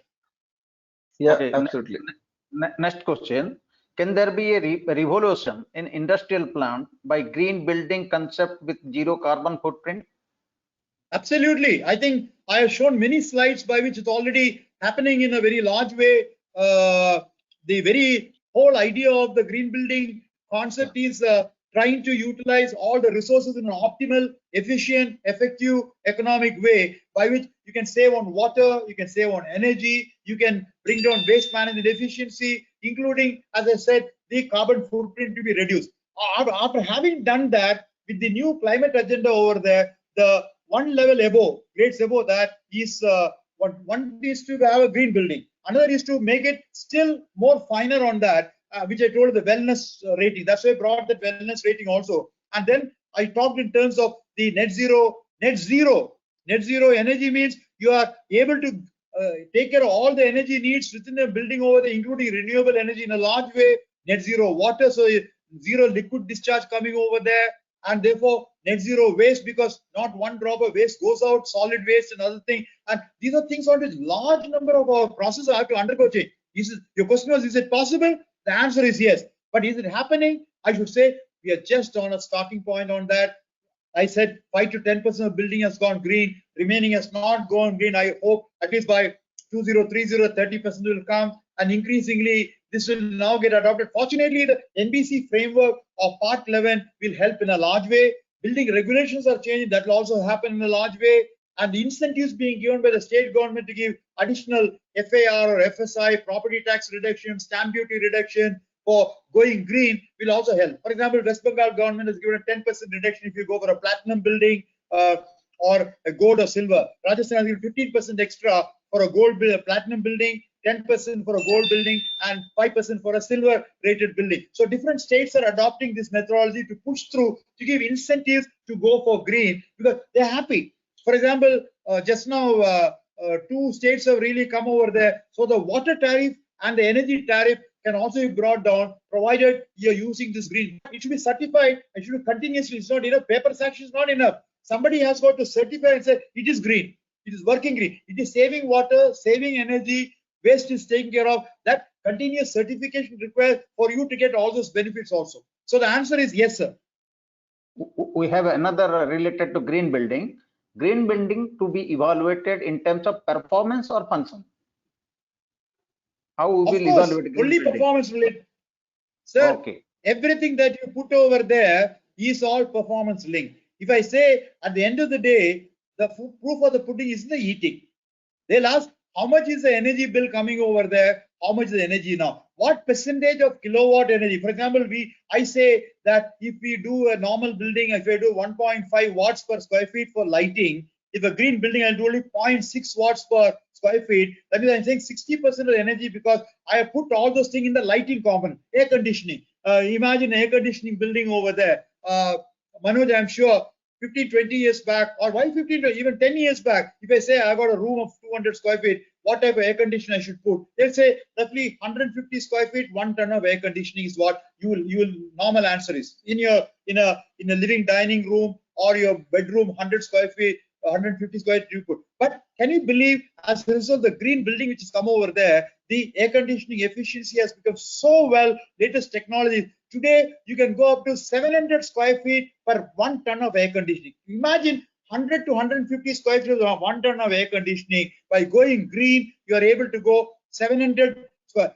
The latest Infosys building have done 1,000 square feet, 1,000 square feet being cooled with 1 ton of air conditioning. It's a different, the technology is different. Radiant cooling and other related technologies are COP5 to COP8. So these are details on water management, what you do, waste management, what you do, energy management, what you do through passive design, active design, all have got to be combined together. And therefore, the answer is available for each one, and they're all evaluated. And there is also IGBC, incidentally, we got 3 rating agencies in the country over there. Indian Green Building Council, the first one which has come in 2001. The US Green Building Council is operation also trying to do with a LEED rating, but that's and then so Indian one called Terry Graha rating. But Indian Green Building Council rating covers 93% of India's market slice. The remaining 7% is looked after by the Terry Graha or the USGBC LEED or EDGE rating there. They got a 4th one which has come recently called ASSOCHAM's GEM rating. No problem. As long as they deal with all the principles right, somebody is there to certify as a third party and it's good over there. But they're all performance based on that. So finally they'll see, after building is completed, they'll try to watch over there what has happened to that building. Now it's going for the last 2 years and 3 years. How much? Please let us know, based on that base standard level, how much was the energy and how much has saved. Is it really 35%, 40%? So performance is the link on that. How much amount of thermal comfort reduction has come in terms of degree centigrade for these values of materials used in the glass and various other things. How much renewable energy has been actually used, how much water into the liter you have saved, how much carbon footprint you have reduced, etc., are all based on that is coming on that. So the answer to your particular thing, while you have a specification based approach into the design issues, at the end of it is on performance. What does it finally do to the building over there? I hope I've been able to clarify, because why I'm trying to say that is that's because a very interesting question. Whomsoever asked a question, you can't put the requirement itself performance based. Then based on the one performance there, what is the product of walling or roofing or windows or other items which will ensure that particular thing, do the calculation. You, unless you have complete amount of laboratory based testing and other things over there, so this it's not possible. So therefore the rating related issues have covered a 100-point rating scale to cover each of the requirements. They indicate if you achieve up to, so let's say, one component there, if you achieve up to 10, I'll put as 1, 10 to 20 is 2, 20 to 30. So you'll have a gradation coming over there. So it's a combination of all that together in a 100-point rating scale. 80 means a platinum, 70 means a gold, 60 means a silver, and 50 means certified. So you're able to certify that particular thing based on the actual performance output that will be coming out for each of those 20. But at the design stage, performance thing has still not come. I am not sure even in USGBC or British BREEAM or the UAE rating system still gone at the design stage, still not gone. You can do it. You can do it. It's like saying you want to have a wall to be built over there. All you have to say, it should take the load. But that's nice to say. But then you should be able to indicate. So there should be so much thick or so much thickness. That thickness has to be only from a structural point of view. It has to be also take care of thermal insulation point of view, sound insulation point of view, horizontal load point of view. I can't say everything only based on performance you can do that. It's not possible. Codes and standards will be required to put what type of things you expect out of that for all the forces and effects coming from loads, earthquake, wind, plus also rainfall and more importantly, the external conditions of temperature, humidity, all that. So that's where the performance. So we are the latest one for assessing the performance of the buildings which are green rated, and it's called performance assessment of green building has also come in over there. But that can happen only when the whole building is completed and the whole building is commissioned, building is occupied, people are there functioning over there. Then only you can find out from the performance point of view. I hope I answered the question. Any carbon credit will be issued to the industry? Something like that. Of course they can get that. It's already there. I think cement industry is already coming in a large way because of the way in which there is energy efficiency rating available and carbon footprint reduction, primarily in the industrial sector for production units related one. They are the one coughing out the large amount of energy and the pollutants coming into the air, not only fossil based, coal based or oil based or various other fuel that you use. The reduction of carbon footprint is now calculated very minutely, is available. Those type of details are available. Why? US Green Building Council has already identified for each of the building material, be it steel or cement or glass or aluminium or various product, tiles, etc., what is the amount of carbon footprint required. So you will know the amount of embodied energy needed, and therefore what is the carbon footprint impact on that. It's all available. Everything is now available in a documented form, available on that. Still, that has not been put into operation now. I said in all fairness that we are still doing only operational energy component on the embodied energy of the building material. We have still not taken that hard decision on that, because that hard decision, once it comes over there, that would mean the building blocks will undergo famous change. And right or wrong, the one which you are using, the steel, cement, glass, aluminium, all those things on the right hand side of my rectangle are the highest energy consuming material and the largest amount of green footprint coming over there. That means you will not be using, so you require a lot of the traditional, local, other materials, less and less of energy based on that. The last question, can SDG goal is achievable in future construction with existing L1 concept of contract selection? Absolutely. Nothing to do with L1 or L2. L1 and L2 is really cost of construction. I have found this project is done 100 crores. Many people make bid on that. Somebody says I'll do it 105 crores. Somebody I'll do it 100 crores. Somebody I'll do it 95 crores. So it's for you to decide. If I had decided this will be 100 crores, the work is to be done. How can somebody do it 95? So I should not give it to somebody much lower than what the normal cost according to our assessment for the quality assured there. But this got nothing to do with SDG. SDG goals are identified, 17 goals are identified there, and each one of them that will come in the planning stages, in the design stages, in the construction stages, and in the occupation stages. Nothing to do with which contractor is doing that. Whichever be even if you do it construction cost plus 20% more also, it doesn't mean that he will be able to achieve that. So these are requirements on goals which requires to be achieved on that, irrespective of which contracting system you do or L1 system you are doing on that. No, I don't think so. What you need to do is your shortlisting of your contractors should be done with more discerning principles there. Only people with capabilities, with human resources, material resources, machinery requirement, all are there, and their quality of construction is good, their track record, only such type of field should be brought into the field. Then you're having a level playing field wherein everybody who can contribute to the construction will come for quoting for an idea. Otherwise, it cannot be that cost alone is the criteria for you to decide. Somebody say I'll do it 20% lower than the estimated cost.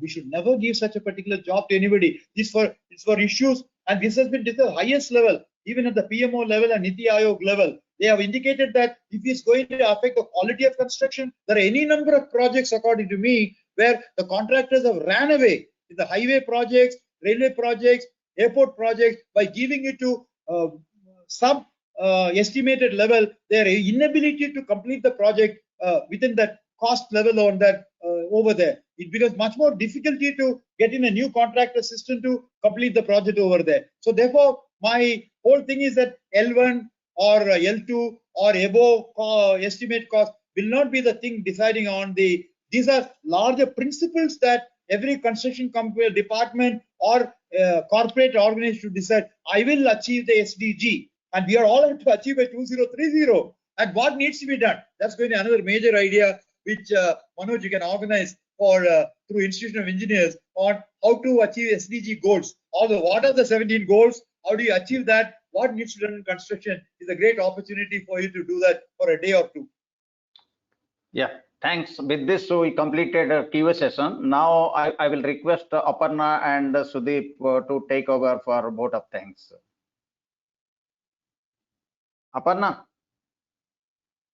Thank you, sir. Have you received any questions coming from the floor or anything on the question box or chat box, anything? Because I have not seen anything so far. Did you get some of those questions out of that, or was it other issues? These are all the questions came in the chat box, sir.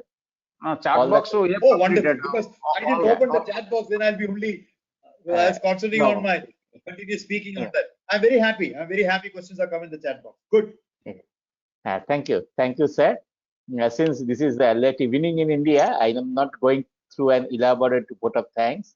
I thank our esteemed speakers, Mr. V. Suresh, sir, Mr. Suhas S. Jadal, sir, and moderator, Mr. Manoj Kumar Panigrahi, our chairman of the Civil Engineering Division Board, Mr. V. V. Singh, for their immense contribution for this webinar. And we shall again organize such webinars with Mr. Suresh, sir, will be leading that definitely on IGBC and also green building construction, sir. And I also thank my colleagues. Both BIM in construction. BIM digital form of construction, yes. Very major one. Digital Day's program, link along with that IBMA plus our experts which are coming from Hexagon, other technology providers, bring the best technology providers. They'll share with their working experience what they have done in US or in Europe or wherever. I think some Koreans have done some good work. Taiwan has done some good work on BIM applications. I'm aware of that. Right. We can do that. Right. And SDG is another one on which we can work on. The institutional engineers can work on, because institutional engineers, according to me, the single organization has got the maximum reach. You used to have about 70,000 or 80,000 of the civil engineers under the particular membership in a large way. Very good one. So you can reach out. Your chapters are important, and they're all very keen. And your own scheme for your professional engineer scheme and international professional engineering scheme is also now gearing up. So people also want that particular recognition for practicing not only within India but also working abroad. And these type of new layers of information and their capacities and knowledge level, the continuous improvement of knowledge. These are all part of the continuous improvement. Those who graduated 20 years back, 15 years back, 10 years back, imagine 30 years back, still many people are there. I graduated 56 years back. So we got the continuous learning there. And Institute of Engineers Forum, according to me, is one which is really taking care of it. Use on it, build on it. Great potential is there. So you are an inspiration for us, sir. I also thank my colleagues, Ms. Aparna Datta, Mr. Shudip Chakraborty, and Mr. Devraj Thakur for nicely conducting the webinar. I also thank all the participants from India and abroad for participating in a large number to make the webinar a grand success. With these few words, I seek permission of everybody to end the webinar. Thank you all. Half a minute if you can give me. Half a minute if you can give me. I want to thank Engineer V.B. Singh, Chairman of the Civil Engineering Division Board.